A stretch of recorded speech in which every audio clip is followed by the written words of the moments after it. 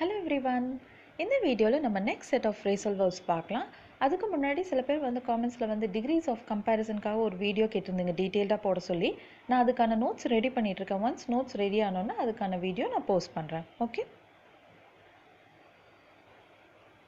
இறங்குவது, எழுந்திருப்பது, தொடாதே, தலையிடாதே அந்த மாதிரியெல்லாம் சொல்கிறது. அடுத்தது நிறுத்து அந்த மாதிரி சொல்கிறது. அடுத்தவர்களை தயார் செய்து அனுப்புவது, கிளம்புவது, விடுமுறை. அதாவது விடுமுறை அப்படின்னா நம்ம இப்போ யார்கிட்டயாவது இப்போ ஆஃபீஸ்லேயோ இல்லை காலேஜ் ஸ்கூல்லையோ நம்ம லீவ் அப்ளை பண்ணி கேட்போம் இல்லைங்களா, எனக்கு இத்தனை நாள் அடுத்த மாதம் இவ்வளோ நாள் லீவ் வேணும் அந்த மாதிரியெல்லாம். அது அடுத்தது தப்பிப்பது, தப்பிக்க வைப்பது, தூங்குவது, தூங்க வைப்பது. இது எல்லாத்துக்குமே நம்ம கெட் ஆஃப் அப்படின்ற phrasal verb நம்ம யூஸ் பண்ணலாம். அதுக்கான எக்ஸாம்பிள் சென்டென்சஸ் பார்க்கலாம். அவருக்கு பஸ்ஸில் இருந்து இறங்குவதில் எந்த பிரச்சனையும் இல்லை. அவருக்கு பஸ்ஸில் இருந்து இறங்குவதில் எந்த பிரச்சனையும் இல்லை. இப்போ நம்ம சில பேர்த்த நம்ம சொல்லுவோம் இல்லைங்களா, அவருக்கு பஸ்ஸில் ஏறுறப்ப தான் அவருக்கு கால் வலிக்கும், இறங்குறப்ப எப்படி மேனேஜ் பண்ணிக்கிறாரு அந்த மாதிரி எல்லாம் சொல்லுவோம் இல்லைங்களா. அந்த இதில் நான் இதை கொடுத்துருக்கேன். He has no trouble getting off the bus. He has no trouble getting off the bus. நீ நான்காவது ஸ்டாப் வந்தவுடன் பஸ்ஸில் இருந்து இறங்கு. You get off the bus at the 4th stop. இப்போ யாராவது பஸ்ஸில் ஏறிட்டு எனக்கு எங்கே இருக்குது இந்த ஸ்டாப்னே தெரியாதுன்னா இங்கேருந்து 4வது ஸ்டாப்பில் இறங்குங்க அப்படின்னு சொல்கிறோம் அப்படின்னா you get off the bus at the 4th stop. நான் எந்த அளவுக்கு மற்ற இரண்டு பயணிகளுக்கு நடுவே இறுக்கமாக மாட்டிக்கொண்டேன் என்றால் என்னால் பஸ்ஸிலிருந்து இறங்க முடியவில்லை. I was so tightly wedged between two other passengers. So veg அப்படின்னா என்ன அப்படின்னா அந்த நவுனாக எடுத்துக்கிட்டோம் அப்படின்னா அந்த ட்ரையாங்குலர் பீஸ் வரும் இல்லைங்களா, அதுதான் நம்ம வெஜ் அப்படின்னு சொல்கிறோம். அது எங்கே யூஸ் பண்ணுவோம், இப்போ கதவு ஜன்னல்லாம் இப்போ காற்றுக்கு அடிச்சுட்டே இருந்துச்சு அப்படின்னா, இப்போ ஸ்டாப்பர் இல்லை அப்படின்னா நம்ம அந்த ட்ரையாங்கிள் ஷேப்பில் அந்த உட்டன் பீஸ் நம்ம வைப்போம் இல்லைங்களா, அந்த கேப்பில் அடிக்காமல் இருக்கிற கதவோ இல்லை ஜன்னலோ அடிக்காமல் இருக்க, அதை தான் நம்ம வெஜ் அப்படின்னு சொல்கிறோம். அதே மாதிரி இப்போ ஏதாவது பெரிய உட்டன் பீஸை நம்ம வெட்டுறோம் அப்படின்னா அது சீக்கிரமாக அதை பிளக்கறதுக்கு நம்ம அந்த உட்டன் பீஸை நடுவில் வச்சு தட்டினோம் அப்படின்னா சீக்கிரமாக அது 2 பீஸாக வந்துடும் இல்லைங்களா. அது அதே மாதிரி நம்ம கேக் வெட்டுறப்போ நம்ம அது வெட்டுறோம் இல்லைங்களா, அந்த ஷேப்பையும் வெஜ் அப்படின்னு சொல்லலாம். Okay. So can you give me a wedge of cake அப்படின்னா என்னென்னா பீஸ் ஆஃப் கேக் தான். ஸோ இல்லை அப்படின்னா can you cut me a wedge of cake அப்படின்னா அது ரவுண்டாக இருக்கக்கூடிய கேக்கில் எனக்கு ஒரு துண்டு கொடுங்க அப்படின்னு. ஸோ அது வெட்டுறப்ப அந்த ட்ரையாங்கிள் ஷேப்பை தான் நம்ம வெஜ் அப்படின்னு சொல்கிறோம். இந்த இடத்துல இதை வேர்பாக யூஸ் பண்ணியிருக்கோம். அதாவது என்னென்னா நசுங்கிட்டு இருந்தேன் அப்படின்ற மாதிரி சொல்கிறது. ஓகே. 2 பேசஞ்சர்ஸ்க்கு நடுவில் நான் நசுங்கிட்டு இருந்தேன் அப்படின்னு சொல்கிறோம். I was so tightly wedged between 2 other passengers, I couldn't get off the bus. So இங்கே செமிகோலன் யூஸ் பண்ணியிருக்கனால தட் அவாய்ட் பண்ணியிருக்கேன். வேணும்னா நம்ம தட் போட்டு எழுதலாம். ஓகே. ஸோ நான் எந்த அளவுக்கு நான் 2 பேசஞ்சர்ஸ்க்கு நடுவில் சிக்கிக்கிட்டேன் அப்படின்னா என்னால் பஸ்ஸிலேருந்து இறங்கவே முடியல அப்படின்னு சொல்கிறோம். I was so tightly wedged between the 2 other passengers that I couldn't get off the bus ன்னு சொன்னோம்னாலும் ஓகே தான். இல்லை செமிகோலன் போட்டிருக்கனால தட் அவாய்ட் பண்ணிட்டு எழுதினோம்னாலும் ஓகே தான். ஓகே.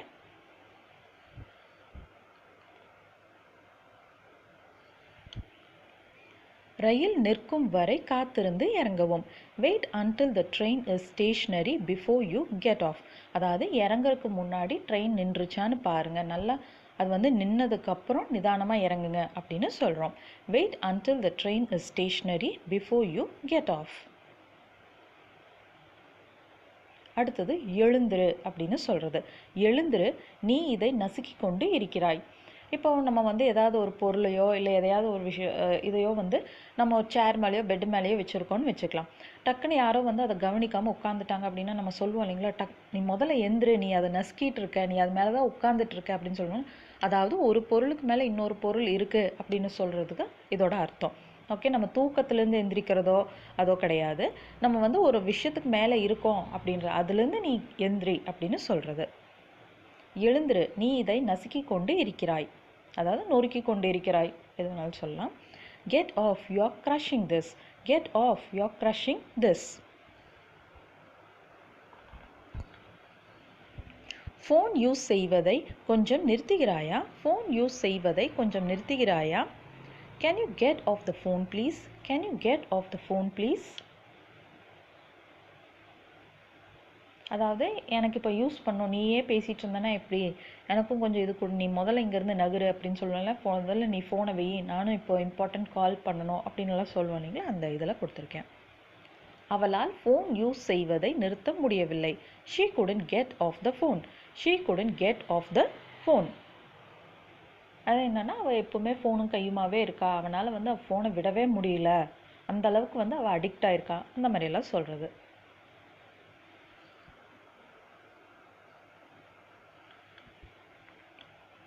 இவ்வளவு கனமான விமானம் தரையிலிருந்து எப்படி பறக்கிறது? How does such a heavy plane get off the ground? அதாவது வந்து பறக்க ஸ்டார்ட் பண்ணுது, எப்படி வந்து அது மேலே டேக் ஆஃப் ஆகுது அப்படின்னு கேட்குறோம். How does such a heavy plane get off the ground? நான் நேரமாகவே தூங்க போயிட்டேன், ஆனால் ஏதோ காரணத்தினால் என்னால் தூங்க முடியவில்லை. நம்ம சொல்வோம் இல்லைங்களா, நான் நேற்றுக்கு வந்து நேரமாகவே படுக்கிறதுக்கு போயிட்டேன், ஆனால் என்னென்னே தெரில, படுத்ததுக்கப்புறம் எனக்கு தூக்கமே வரல, ரொம்ப நேரம் நான் தூங்காமல் முடிச்சுட்டே தான் இருந்தேன் அப்படின்னு சொல்லுவோம் இல்லைங்களா, அதை வச்சு இது கொடுத்துருக்கேன். I went to bed early enough. I went to bed early enough. But for some reason I couldn't get off to sleep. I couldn't get off to sleep. I couldn't sleep அப்படின்னு சொன்னோம்னாலும் okay தான், I couldn't fall asleepன்னு சொன்னோம்னாலும் okay தான். இதுவும் ஒரு ஸ்டைலில் நம்ம get off போட்டோம் நம்ம பேசலாம். I went to bed early enough, but for some reason I couldn't get off to sleep. சிம்பிளாக நம்ம வந்து பட் ஐ couldn't sleepன்னு சொல்லலாம், இல்லைனா ஐ couldn't fall asleep, ஆழ்ந்த உறக்கத்துக்கு என்னால் போகவே முடியல அப்படின்னு சொல்கிறோம்.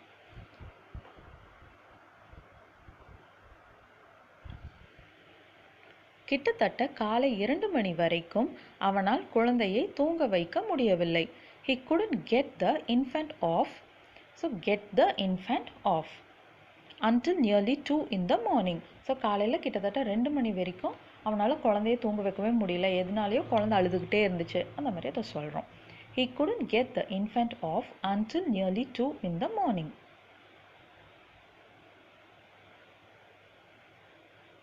நான் காலையில் நேரமாகவே எழுந்து குழந்தைகளை ரெடி செய்து ஸ்கூலுக்கு அனுப்புகிறேன். அதாவது என்னோட ரொட்டீன் அப்படின்ற மாதிரி யாரோ சொல்கிற மாதிரி கொடுத்துருக்கேன். I get up early in the morning and get the kids off to school. So இங்கேயும் வந்து get போட்டிருக்கோம், அந்த நவுன் என்னவோ அதை போட்டிருக்கோம், அதுக்கப்புறம் ஆஃப் போட்டிருக்கோம். மேலேயும் அதே தான் பண்ணியிருக்கோம், பட் இந்த இடத்துல பார்த்தோம்னா இங்கே வந்து get அகெயின் வந்து யாரை பற்றி பேசுகிறோமோ அவங்கள போட்டிருக்கோம், அப்புறம் ஆஃப் போட்டிருக்கோம். ஸோ இங்கே என்னென்னா இந்த இடத்துல சென்டென்ஸோட மீனிங் என்னென்னா குழந்தைய தூங்க வைக்கிறத பற்றி. இது வந்து என்ன அப்படின்னா குழந்தைகளை ஸ்கூலுக்கு அனுப்புறதை பற்றி. ஃபுல் சென்டென்ஸ் வச்சு தான் இந்த மீனிங்கை ஆக்சுவலாக நம்மளால் கண்டுபிடிக்கவே முடியும். Okay, I get up early in the morning and get the kids off to school. அதாவது நேரமாகவே நான் எந்திரிச்சு குழந்தைகளை ரெடி செய்து ஸ்கூலுக்கு அனுப்புவேன் அப்படின்னு சொல்கிறோம். என்னால் நாளை நேரமாக கிளம்ப முடிந்தால் நான் உன்னை உன் வீட்டில் ட்ராப் செய்கிறேன். If I can get off early tomorrow, I'll give you a ride home. So I'll drop you homeனு சொன்னோம்னாலும் ஓகே தான். I'll give you a ride homeனா என் வண்டியிலே நான் கூட்டிகிட்டு போய் விடுறேன் உன் வீட்டில் அப்படின்னு சொல்கிறோம். If I can get off early tomorrow.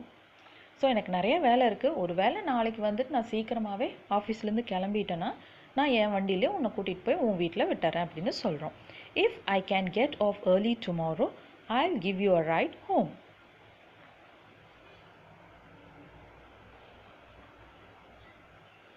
அவள் தன் தாத்தா பாட்டியை போய் பார்க்க எப்படியோ மார்ச் மாதத்தில் 1 வாரம் லீவ் வாங்கிவிட்டாள். ஸோ சொல்கிறோம், ஸோ அவள் வந்து இப்போவே வந்து அப்ளை பண்ணி எப்படியோ மேனேஜ் பண்ணிட்டா, எல்லா டார்கெட்டெல்லாம் ரீச் பண்ணி அதை இதுவும் பண்ணி அவள் வந்து எப்படியோ அவங்க தாத்தா பாட்டியை போய் பார்க்குறக்காக 1 வாரம் லீவ் இப்போவே கேட்டு வாங்கிட்டா அப்படின்னு சொல்கிறோம். She managed to get a week off. So get a week off அப்படின்னா 1 வாரம் லீவ் வாங்கியிருக்காங்க அப்படின்னு சொல்கிறோம். She managed to get a week off in March to visit her grandparents.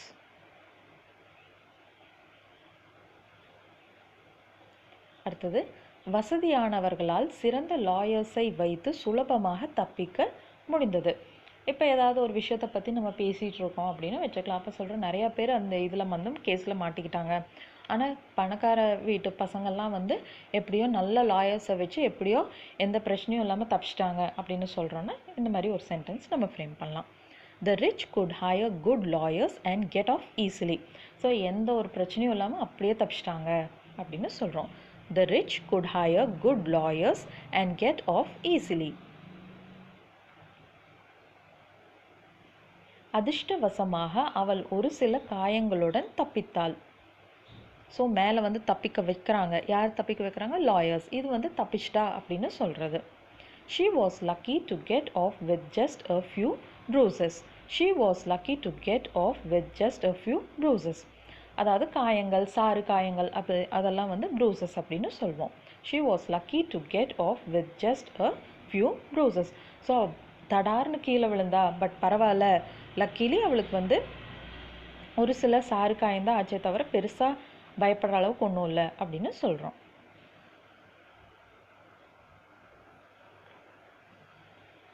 போதுமான ஆதாரம் இல்லாததால் அவர்கள் எந்த விதமான தண்டனை அல்லது அபராதம் இல்லாமல் தப்பித்தனர். They got off scot-free. Scot-free அப்படின்னா என்னென்னா, இந்த மாதிரி கேஸ்லலாம் மாட்டிட்டு எந்த ஒரு பனிஷ்மெண்ட்டோ இல்லை எந்த ஒரு பெனால்ட்டி, ஃபைன் எதுவுமே இல்லாமல் தப்பிக்கிறாங்க இல்லைங்களா, அதுதான் வந்து ஸ்காட்-ஃப்ரீ அப்படின்னு சொல்லுவாங்க. ஓகே, ஸோ அது வந்து இந்த மாதிரி லா சம்மந்தப்பட்டதாக இருக்கணும்னு அவசியம் கிடையாது. மற்றபடி வேறு எங்கே வந்து ஸ்கூலில் வந்து பிரின்சிபல் ஆஃபீஸில் இல்லை வேறு எங்கேயாவது இந்த மாதிரி எப்படி வேணாலும் இதை சொல்லலாம். They got off scot-free. They got off scot-free. அதாவது got off அப்படின்னாலே தப்பிச்சிட்டாங்கன்னு தான் அர்த்தம்.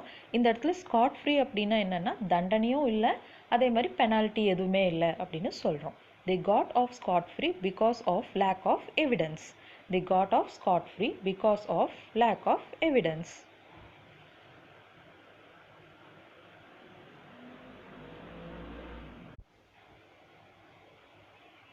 சப்ஜெக்டை விட்டு விட்டு வேறு ஏதாவதை பற்றி பேசலாம். ஸோ இப்போ நம்ம ஏதாவது ஒரு ஒர்க் வந்து கண்டினியூஸாக ரொம்ப நேரம் பண்ணிகிட்டே இருந்தோம் அப்படின்னா நம்மளே வந்து ஸ்ட்ரெஸ் தாங்க முடியாமல் சொல்லுவோம் இல்லைங்களா, இதை விட்டுட்டு கொஞ்சம் நேரம் வேறு ஏதாவது பற்றி பேசலாமா, கொஞ்சம் ரிலாக்ஸ் ஆகலாமா அப்படின்னு பேசுவோம் இல்லைங்களா, அதை பேஸ் பண்ணி தான் நான் கொடுத்துருக்கேன். தமிழில் ஜஸ்ட் மீனிங் தான் கொடுத்துருக்கேன். இங்கிலீஷில் வந்து நம்ம யார்கிட்டயாவது பேசுகிற மாதிரி நான் அதை கொடுத்துருக்கேன். Let's get off the subject of work. Let's get off the subject of work. Let's talk about something pleasant. ஏதாவது இனிமையான விஷயத்தை பற்றி நம்ம பேசலாம் அப்படின்ற மாதிரி கொடுத்துருக்கேன். அடுத்தது ஏறுவது, சக்ஸஸ்ஃபுல்லாக இருப்பது, முன்னேறுவது. முன்னேறுவது அப்படின்னா ஒன்று இம்ப்ரூவ் பண்ணுறது, இன்னொன்று வந்து என்னென்னா அடுத்தடுத்த இடத்துக்கு வந்து முன்னேறி செல்வது, இங்கேருந்து அடுத்த இடத்துக்கு நகர்றது அப்படின்னு சொல்லுவோம் இல்லைங்களா, அது. அடுத்தது லேட் ஆகுவது, வயதாகுவது, துவங்குவது, ஃப்ரெண்ட்லி ஆகுவது. ஃப்ரெண்ட்லி ஆகுவது அப்படின்னா வந்து நம்ம ஒருத்தங்கிட்ட வந்து ஒத்து போய் வேலை செய்கிறது, அட்ஜஸ்ட் பண்ணிக்கிறது, அந்த மாதிரியெல்லாம் சொல்லுவோம் இல்லைங்களா, அதுதான். அடுத்தது எரிச்சல் அடைவது. இதெல்லாம் வரும்போது கெட் ஆன் அப்படின்ற ஃப்ரேசல் வெர்ப் யூஸ் பண்ணலாம். இது போகவும் இந்த கெட் ஆன்க்கும் சரி கெட் ஆஃப்க்கும் சரி இது போகவும் சில மீனிங்ஸ் இருக்குது. அதே மாதிரி கெட் ஆன் ஆஃப் அப்படின்னும் சொல்லுவாங்க. அதெல்லாம் வந்து என்னென்னா அதோட மீனிங் வந்து ரொம்ப ஆக்வர்டாக இருக்கும். அதனால் நான் அதெல்லாம் வந்து அவாய்ட் பண்ணிட்டேன். ஓகே, எவ்வளவு சீக்கிரம் முடியுமோ அவ்வளவு சீக்கிரம் பஸ்ஸில் ஏறுங்கள். எவ்வளவு சீக்கிரம் முடியுமோ அவ்வளவு சீக்கிரம் பஸ்ஸில் ஏறுங்கள். Get on the bus as quickly as possible. Get on the bus as quickly as possible. அவருக்கு பஸ்ஸில் ஏறுவதில் பிரச்சனை உள்ளது. நம்ம சொல்லுவோம் இல்லைங்களா, அவருக்கு இறங்குறதுல பிரச்சனை இல்லை, பஸ்ஸில் ஏறப்போ தான் பிரச்சனை. ஏன்னா வந்து படி ரொம்ப உயரமாக இருக்கிறனால, அவர் கால் வலியும் இருக்கிறனால ஏறும்போது ரொம்ப சிரமப்படுறாரு அப்படின்ற மாதிரி சொல்கிறது. He has difficulty getting on a bus. He has difficulty getting on a bus. அவர் தன் வேலையில் நன்றாக முன்னேறுகிறார். அவர் தன் வேலையில் நன்றாக முன்னேறுகிறார். He is really getting on at work. He is really getting on at work. தரத்தை மேம்படுத்துவதற்கான நேரம் வந்துவிட்டது. It's time to get on with improving quality. It's time to get on with improving quality. இப்போ நம்ம அடுத்த கண்காட்சி அறைக்கு போகலாம், அதாவது முன்னேறலாம் அப்படின்ற மீனிங்கில் கொடுத்துருக்கேன். Now let's get on to the next exhibition room. Now let's get on to the next exhibition room. அடுத்தது லேட் ஆகுது. ஸோ இது வந்து லேட் ஆகுது அப்படின்னா நம்ம தமிழில் வந்து டைம் ஓடுது அப்படின்னு சொல்லுவோம் இல்லைங்களா, அதுதான் இது. Time is getting on. Time is getting on.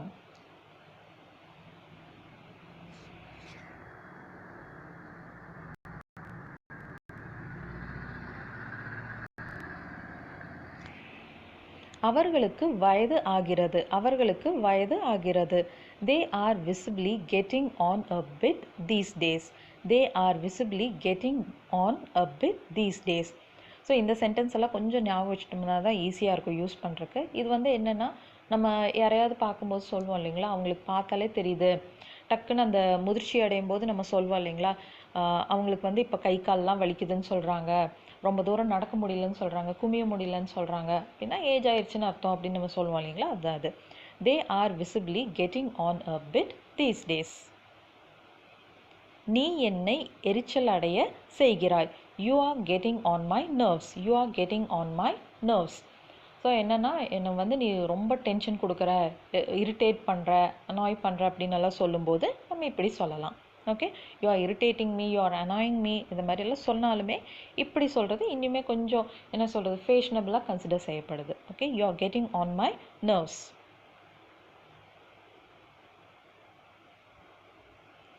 அடுத்தது ஷூஸை அணிந்து கொள், அதாவது வாட்டர் ப்ரூஃப் ஷூஸ். ஓகே, ஷூஸை அணிந்து கொள், நாம் வெளியே மழையில் போகணும். Get on your rubbers. Get on your rubbers. So rubbers அப்படின்னு சொல்லும்போது நம்ம அந்த வாட்டர் ப்ரூஃப் பூட்ஸ் இருக்குது இல்லைங்களா, அது வந்து அந்த ரப்பர் அந்த மாதிரி குவாலிட்டியில், அந்த மாதிரி மெட்டீரியலில் செய்கிறனால அது வந்து சில பேர் வந்து ஷூஸ்ன்னு சொல்லாமல் ரப்பர்ஸ்னே சொல்லுவாங்க. Okay, get on your rubbers. We have to go out in the rain.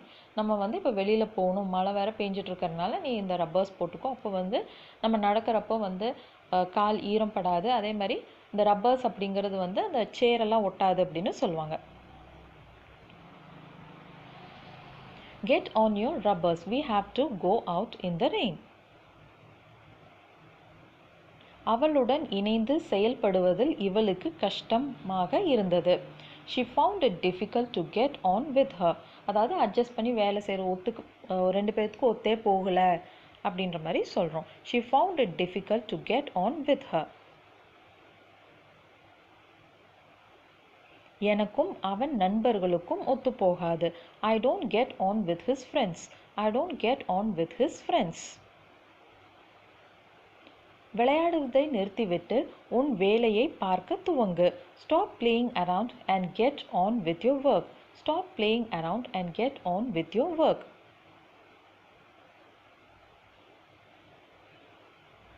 அரட்டை அடிப்பதை நிறுத்திவிட்டு உன் வேலையை பார்க்க துவங்கு.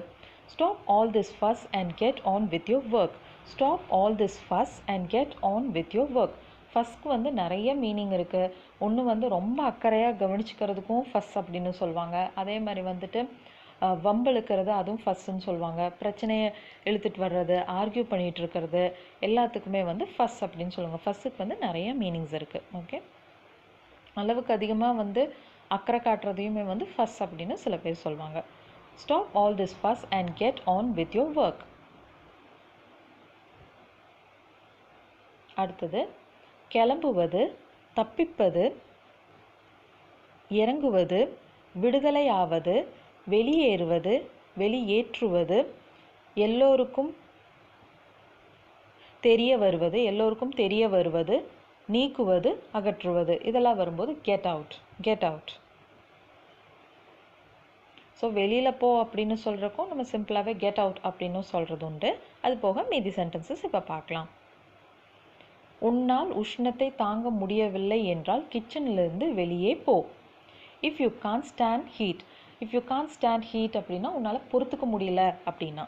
Okay, if you can't stand heat get out of the kitchen. If you can't stand heat get out of the kitchen.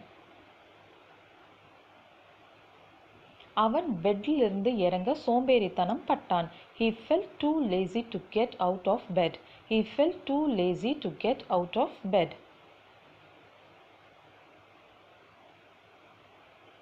என்னை எரிச்சலூட்டுவதை நிறுத்து.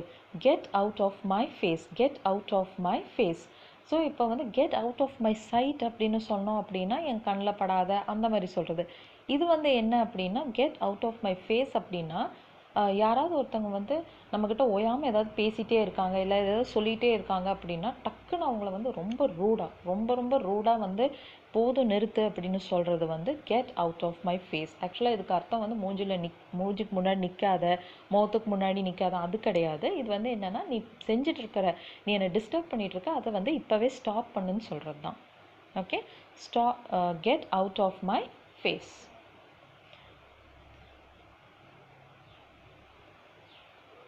இது வந்து ரொம்ப ரூடாக கன்சிடர் செய்யப்படுது.